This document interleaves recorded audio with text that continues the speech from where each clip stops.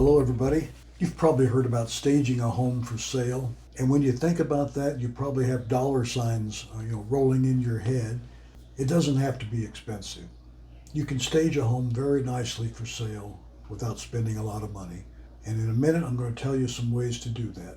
Well, if we haven't met before, I'm Jerry Emge. I'm a realtor with Keller Williams The Lakes in Lake Elsinore, California.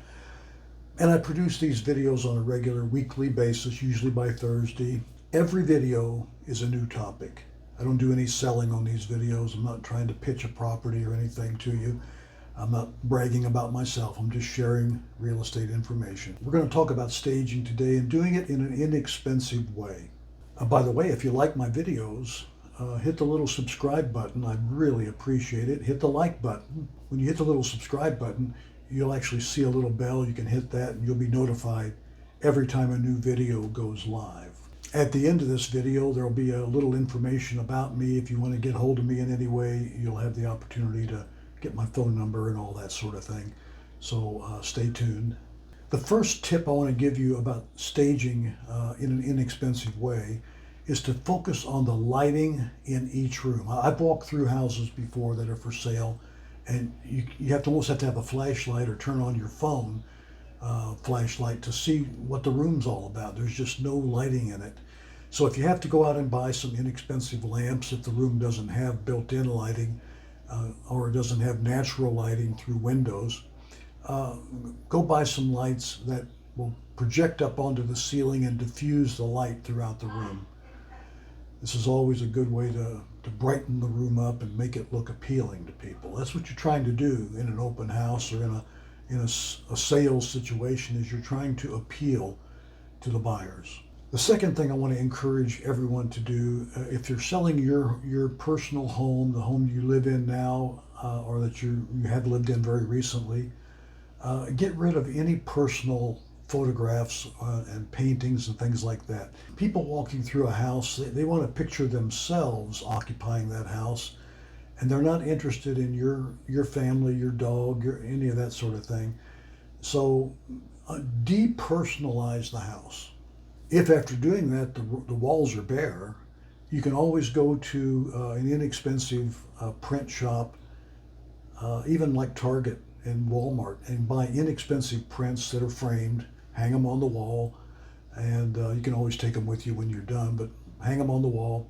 Make the room look appealing. Remember, keep in mind, everything you're trying to do is to make that room look good. And it makes no difference whether it's a bedroom, a living room, a dining room, or wherever it might be.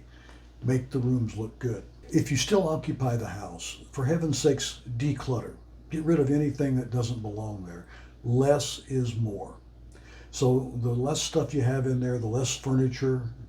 Don't strip the house of furniture. You always want to leave some furniture in, because it makes the room look bigger, believe it or not. But don't put too much furniture in. It makes the room look smaller. So you got to find that happy compromise. By all means, get rid of junk. Even if it's stuff you treasure, to other people, it's probably junk. Let's turn to the kitchen a second. You need to freshen up those cabinets. If they're paintable or stainable cabinets, put a fresh coat of paint or a fresh coat of stain on them. You don't need to rip out the cabinets and put new ones in. That's going to be the new owner's job. They're going to want to do that themselves anyway. But to appeal to a buyer, it doesn't cost much to put a coat of paint on some cabinets and maybe even freshen up the hardware with some new hardware, drawer pulls and door openers and things like that. But just make the kitchen look more appealing. Remember, that's the single room in the house that draws the most attention, because most family purchases are influenced heavily by the wife or the spouse, the female companion in that relationship.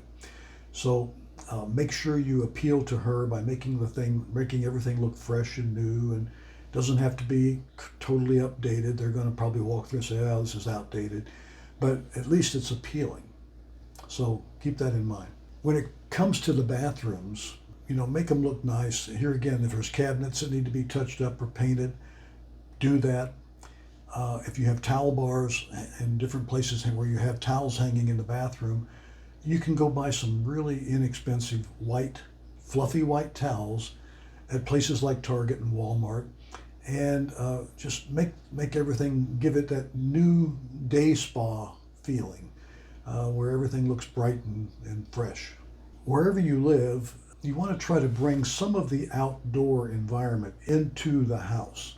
If you live in an area like I do that has a lot of cactus and succulents and, southwestern decor outside, bring some of that in.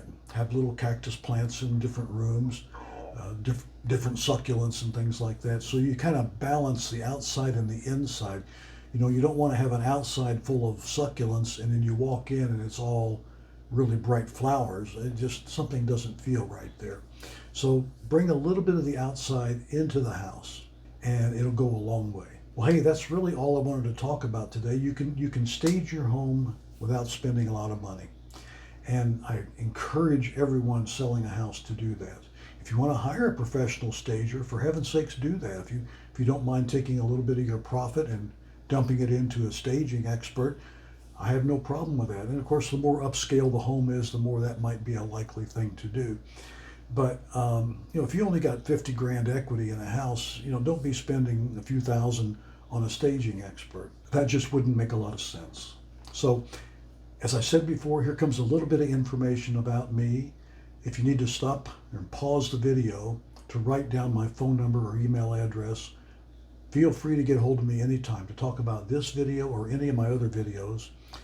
And until the next one, I'll see you soon. Bye-bye.